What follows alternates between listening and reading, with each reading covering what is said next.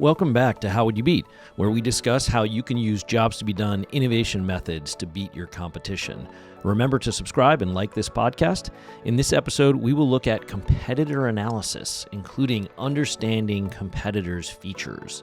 How should you analyze your competitors' features? How can you tell if you are adding more value to your customers than your competitors? The only way to grow and create equity value is to win in your market and take share from your competitors. So competitive analysis is extremely important. So Jared, how do companies traditionally do competitor analysis? I would say the focus is on the features. What features does the competitor product have, and does your product have all of those features? And one way I've experienced that is the email from the executive that says, "Hey, so and so just launched X. Why don't we have that?"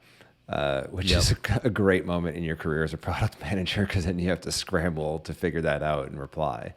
And of course, this can put you in the classic feature catch-up trap, where you don't have as many features as your competitors, so you go and build what they have, and by the time you're done, they've added more features, and so you're trying to do it again and again. And this is especially difficult if you're under-resourced in comparison to your competition, if you're the smaller player with less capital and you're trying to get an edge. So how, Jay, might one break that pattern?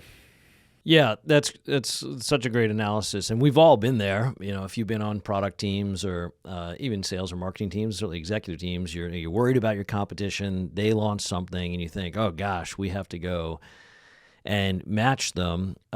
Or even worse, you might say, "Oh, we just missed that feature. Looks silly." So the question is, how do you know if you need to copy that feature? How do you know if you didn't need a different feature? And I'll just give a specific example. When I was a product manager at Microsoft, this was the state of the art of competitive analysis. In fact, I'm old enough that this was when software was still shipping in boxes. And you may or may not remember how old you are, that software on the back had those little dot charts where it literally listed the features on the left, and you had a bunch of dots, and you showed your competitors, and it said, "Oh, great, we have more features. We must be better than our competitors." So that's very common. And it's very common today, too, where different tiers of SaaS enterprise software gives you more features as you buy up in more tiers. And that's not necessarily bad. But if you look at this from the point of view of your customer, what does your customer want? Well, we know your customer does not want your product. They want to get their job done. And they don't even want more features. They don't want a lot of options. What they want is you to get the job done for them. This is what's incredibly critical to any competitive analysis, because if you're trying to understand competitor features, you really want to understand how that competitive product is getting the job done for the customer. That really is just fundamentally key. And we can use, tons and tons of examples to explain this, including our, classic, iPod versus Zune, but also MP3 players versus streaming services, versus record stores and cassettes.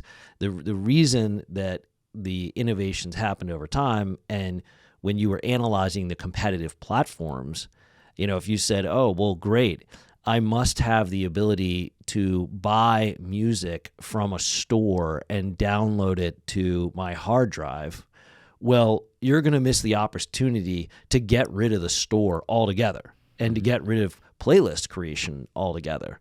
Because what Spotify and Pandora before it, who even pioneered this stuff, but even Apple Music now has it, you can just start streaming music that's related to what you've listened to before and what you like. Right. And that's because that is a great solution when you're just trying to create a mood with music. I just want to quickly have Apple Music or Spotify or Pandora just figure out another song that I'm going to like because I'm in this relaxed mood and I'm listening to Miles Davis. Right. It starts with far fewer features. Yes. Yeah. In fact, we love this example. Pandora literally had no features. You push play. You typed in the name of the song you wanted, you push play. It had thumbs up and thumbs down, but that was it. And it was very successful. Now that model, that feature of that stream instantly has been incorporated into Spotify and Apple Music. Yeah. But that's such a good example of like if you were analyzing the competitors and you were looking at the iPod's feature, that is the wrong way to figure out if your competitor is going to take share. Right. And that is what Microsoft did. They were like, we matched the features. In fact, they had more features. I love this example. We talk about it all the time, but it is ironic that the Zune had a podcast feature. It literally said, select your podcast on the Zune. Yeah. So, it clearly Spotify didn't launched work. that years later. Yeah. So if you're not going to just count the features and say, well, we have to have that if our competitor does, what's the alternative? So you get the email from the executives, your competitor just launched this. What do you do? I think it can be extremely helpful at that point to have a firm strategy in place that everybody's already agreed upon, right? Where you say, well, this is the customer we're targeting. This is the job that we're trying to help them get done. And these are the struggles we're going to focus on in that job that we believe will drive growth if we help the customer overcome those struggles. So then the first thing you can do is say, well, is that feature that the competitor launched targeting the same customer in the same job? If the answer is no, then it's the quick answer is, okay, that's a different strategy. If we're questioning our strategy now, we can spin up a work cycle to determine if that's a good strategy and if we should adopt it too. But at least if we have confidence in what we already set our strategy to be, we can say, okay, let's not worry about that feature right now. We're going to stay on the path of our strategy. Yeah, that's so important because any competitive analysis and any understanding of their features is effectively an input into your strategy, because a growth strategy that is going to create equity value, and at the end of the day, you want to accelerate your growth and have higher valuation multiples and higher exit multiples and all the good equity value creation numbers. That understanding competitors' features is a way that you determine if your strategy is going to work. So strategy is about competition. The origins of the term are how do you beat, if you have a chess strategy or a military strategy, it is a plan to beat your competition. So what we know, and just to review jobs theory a little bit, that the customer doesn't want the product. They want to get the job done. The job is very, very stable over the time. People getting to a destination on time. It's the same job 100 years ago as it was 100 years from now, whether you're trying to optimize cash flow, get a baby to sleep through the night, restore artery blood flow. All those are goals independent of any product or solution. So that's the basis of the theory. And every job is extremely complex, has 15 to 20 steps and 100 or so needs. So a strategy is prioritizing which steps and needs you're going to focus on. So that is a growth strategy. You are going to beat your competition by satisfying unmet needs better than your competitors. So your competitive analysis needs to start with having a growth strategy and identifying this is a good market opportunity for us because there are enough customers in this market struggling to get this job done. They have these unmet needs. They're willing to pay to get the job done, and it's a big enough market. Mm-hmm. So starting with that foundation, then, Jared, how do you do the actual competitive analysis and understand your competitors' features? Right. So once you know the job that you're targeting and you've broken it down into steps, you can then look at, well, where do our competitors play? In other words, what are the existing solutions that customers might use to get each job step done? And that exercise does two things. It tells you where your existing competitors play that you already know about, your direct similar product competitors. It also opens up your mind to understand what you might call an indirect competitor, a very different product or a manual process that people are using to get steps done that you need to make sure you're better than. I mean, we talked about that in just our last episode where a company that was building an iPad application for people who worked on construction sites overlooked paper blueprints and pencil as a competitor and didn't build a product that was as good at that as that solution for that step, and lost to paper and pencil, right? So, yep. So your competitors are not just similar products like the one you're working on. It's not just another app if you're an app. It's whatever the customer is doing to get the job done. So once you have that in place, then you can start to look at, well, where can we win on this job? Where are customers still struggling in spite of the fact that there are solutions there? how bad are those solutions? How fast and accurately do they get the step done? Or in this case, if the market's unmet there, how slow and inaccurate are they? And then that sets your baseline for how good you have to be. And if you have capabilities and assets that can make you a lot better, or you know how to go acquire or partner to get those assets, or you can build those, then that's a great place for you to play. That's a great place for your strategy to sit. Yeah, I think it's such a great way to describe it. And it does remind me of my Microsoft days, because even if we, Lotus was a competitor, I think, back in time, that's how long ago it was. But even if you had the feature and your competitor analysis and your understanding of the competitor's features were based on this feature-to-feature description comparison, it was hard to tell, even if you had the same feature, it was yours better than their feature. Right. And that's because there was no underlying, baseline, as you called it, with speed and accuracy. And we have to emphasize again, everything in the world that is a successful innovation that creates equity value, that drives growth, drives multiples, is helping a customer get a job done faster and more accurately. Now, the other element is you might do it at lower cost, which is fine. You can have disruptive strategy or low-cost strategy. But if it's real innovation going into a market to drive more customers to use your product, it's going to do something faster and more accurately. And that's what's so powerful about speed and accuracy. Those are knowable metrics. And because the customer needs in a job are structured with an action and a variable, when you're trying to get to a destination on time, you need to determine the optimal sequence of stops. And determining the optimal sequence is the action. Determining is the action, and the optimal sequence is the variable. So you can measure speed and accuracy. How fast can you determine it, and how accurate it is when you determine the optimal sequence? Yeah. It's funny you brought up Lotus. One of my favorite examples, because this is going to reflect my age, but I know about Lotus Notes, but Lotus had spreadsheets too, right? Yeah. 1, 2, 3. It was before Excel. It was the dominant spreadsheet in the world. Yeah. So thinking about spreadsheets, one of my favorite competitive matches in tech is Google Sheets versus Excel. And when Google Sheets launched, I'm sure there were a bunch of PMs who got the email that said, "What are we doing about this?" And it's really interesting to look at what is the competitive threat of Google Sheets versus Microsoft when it first launched, because Google Sheets explicitly targeted the personal users, right? Not professional users. It wasn't intended to be used for business jobs.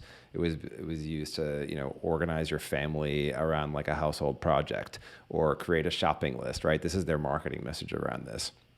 And to make that easier, they made it easier to collaborate over the cloud, and it lacked a ton of features that Excel had.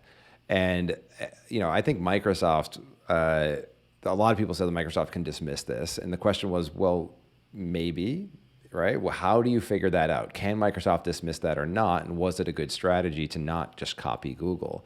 And I think if you use jobs to be done, you can say, okay, well, Microsoft's spreadsheet product Excel is not focused on the personal user. It's a different customer. It's a consumer versus a professional user.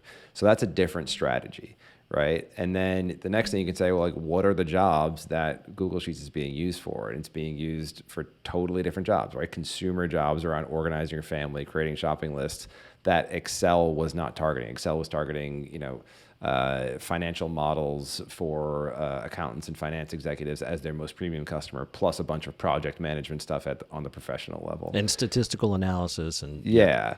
So on its face, you can say, okay, those are different strategies. Now, I think the follow-up question, which we talked about earlier, is, okay, somebody is pursuing a different strategy with a relatively similar product satisfying different needs. Is that strategy good? Is it a threat to our strategy? So how do you answer that question? Yeah, well, it's a great question in this market. So we'll use Google Sheets and Microsoft Excel because it's a great example. So what that combines is disruption with jobs to be done. So just as a quick review for anybody who doesn't know, disruption means that the current dominant player in the market is starting to overserve the market with effectively too many features, complex features that are very high priced. So you are susceptible to a competitor who comes into the market and actually has fewer features, is much lower cost. And the reason, Clay Christensen obviously famously discovered this phenomenon. And a big part of that is actually because there are what are called non-consumers in the market. And obviously, Microsoft dominated the professional world. Excel was very, very expensive, and it was designed as a large application where you could email files around, but you could not all look at cell A47 together and comment on it, collaboratively. I spent years getting emails with spreadsheets and having to download them, open them, send it back, and type a version number in, for a lot of stuff, as anybody who's worked in companies probably has. So in that case, the strategy is to say, okay, a spreadsheet can be used for a lot of jobs. It's a platform. As you said, you can make shopping list out of it, or you can build financial models, or you can do statistical analysis for drug trials, or, political polling, or whatever. I mean, a spreadsheet is a calculator. It's a big advanced calculator. So you can use it for multiple jobs. So clearly the strategy that Google was targeting was disruptive. They don't have the advanced financial analysis and statistical tools. They may have some of them, more of them now, but it was just bare a lot bones. more now. Yeah.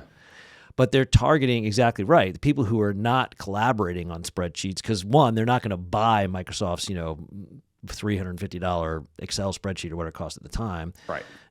They're just going to use it as part of their Gmail for free, and they're going to collaborate with people where they don't have to send a document around at all. It's all in the browser. It's all on the web. And that's going to enable you to do a lot of jobs collaboratively, where you have to do calculations, you have lists of things, you want to keep track of stuff in whatever way you want to. And that's a great strategy. So they're targeting the needs of a different customer. Mm-hmm. So their competitive analysis would not be, do we have the features that Excel has? Because that's very traditional, and they don't. So it would be destined to fail if competitive analysis was based on feature-to-feature analysis and understanding your competitors' features relative to your features. You would say as a CEO, no, don't invest in that. We don't have those features, right? But that would have been a mistake, because the market opportunity was a different strategy for consumers or prosumers, SMBs, like just not corporate enterprises and not detailed, financial and statistical analysis. And those jobs are collaboration jobs. And you could say, well, what are the unmet needs in that collaboration job? And clearly there were unmet needs to collaborate, because, before Google Sheets and even Google Docs, their Word competitor was very similar. It is that you cannot write a book with Google Docs. You may be able to, but it's basically like text, but you can collaborate and comment without emailing around a Word doc. So their whole Office competition was around faster collaboration, and it is faster. That is an example where your competitive analysis and understanding your competitors' features based on the collaboration job, you would reveal, oh yeah, this is so much better, because I don't have to upload the spreadsheet to my colleagues, send it out to 20 of them, have them each download it, and then each comment individually, then upload it again, and then I got to go through everybody else's comments on 20 different versions of the spreadsheet and figure out what people are saying. Now I just send them this URL link, and everybody's comments are nicely organized on the document or the spreadsheet. That's clearly faster and more accurate if what you're trying to do is collaborate, whatever job you want to call that. Rather than doing statistical analysis. Yeah. And I think, so going back to that example, you're a PM at Microsoft, and for Excel, what is your analysis of sheets at the time? You can say like, well, we're targeting a different customer who has a premium willingness to pay. It's going to be a long time until Google threatens that. And I think that's turned out to be true, right? Microsoft has preserved its revenue in that market for that strategy. And Google hasn't really taken too much share of that. The other thing you can do, though, is look at, is that something we can pursue, right? Is there a market opportunity in that strategy that Google Sheets is pursuing that we should compete in? The second thing you can do is look at, well, do our customers also have collaboration needs, right? Or do our premium customers doing different jobs have collaboration needs within those jobs? And if so, is that a position that Google Sheets can take to take some share from our market? So having a sense of the job steps can help you see where the market might move to threaten you. So it might feel like they're targeting a totally different customer, totally different needs. But if your customer has those same needs, you have to keep an eye on it, right? This is how you avoid the disruption as an incumbent.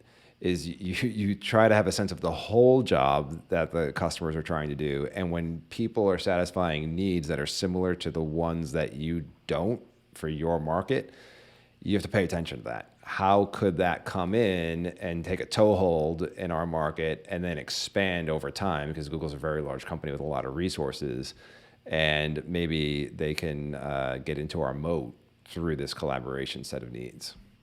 Yeah, and I think that's a critical part of this in the competitive analysis is defining the market. Yeah. So what you've just described there is very interesting because Google Sheets and Microsoft Excel are targeting different markets. That's what's so interesting.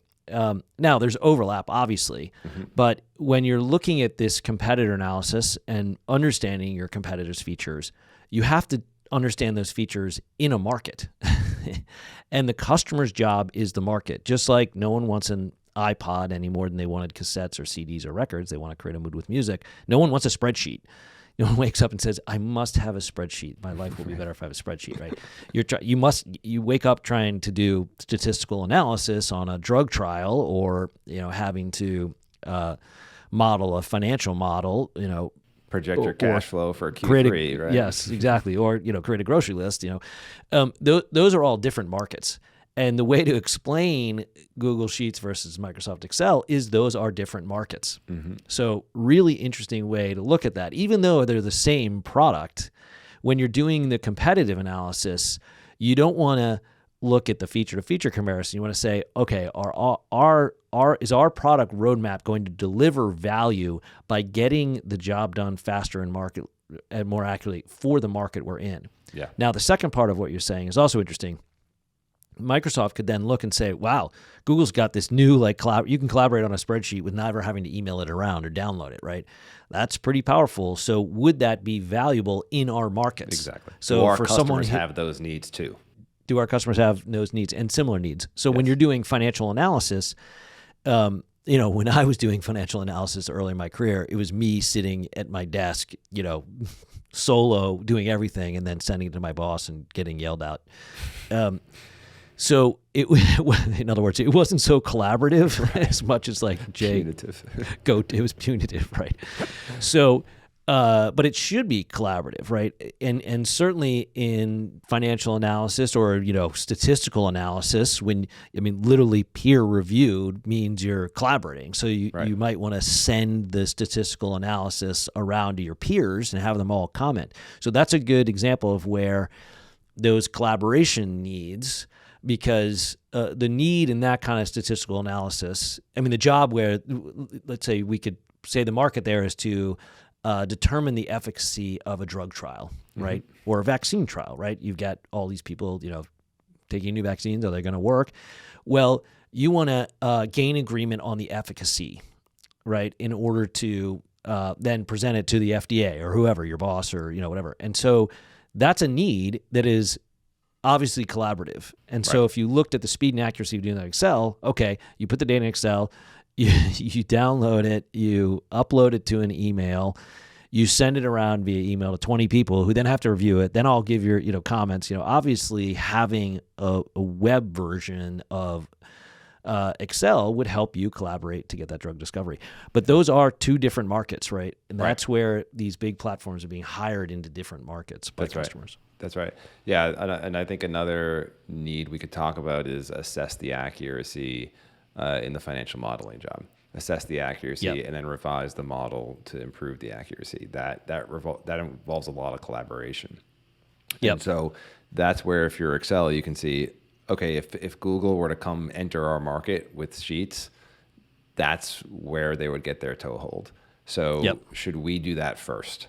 And how do you determine that? Well, you have to assess, are people struggling with that need in our market right now? or are they struggling with other needs significantly more, and we can generate more growth by going after other needs rather than the collaboration one right now. Now, as soon as you know that Google could do that, it's a threat. You have to be aware of it, but it doesn't mean you have to act on it today. It might not be the highest priority need for your customers, for your market at that moment. And so it's not a slam dunk no, right? It's assess it. Do the analysis and figure it out. Yeah, and the other reason that in your competitive analysis and understanding your competitors' features, the reason it should start with your growth strategy is you might want to ignore all of your competitors' features entirely. So let me give you a specific example of this, and we've talked about this in our How Would You Beat Microsoft Word podcast. So let's take Word and Google Docs. So if you were to look at both of them, you're like, gosh, I've got to create, if I'm going to compete with Google Docs and Word, my competitor analysis is going to list both their features and try and understand how many features they have. That's the kind of traditional analysis, right? Yeah.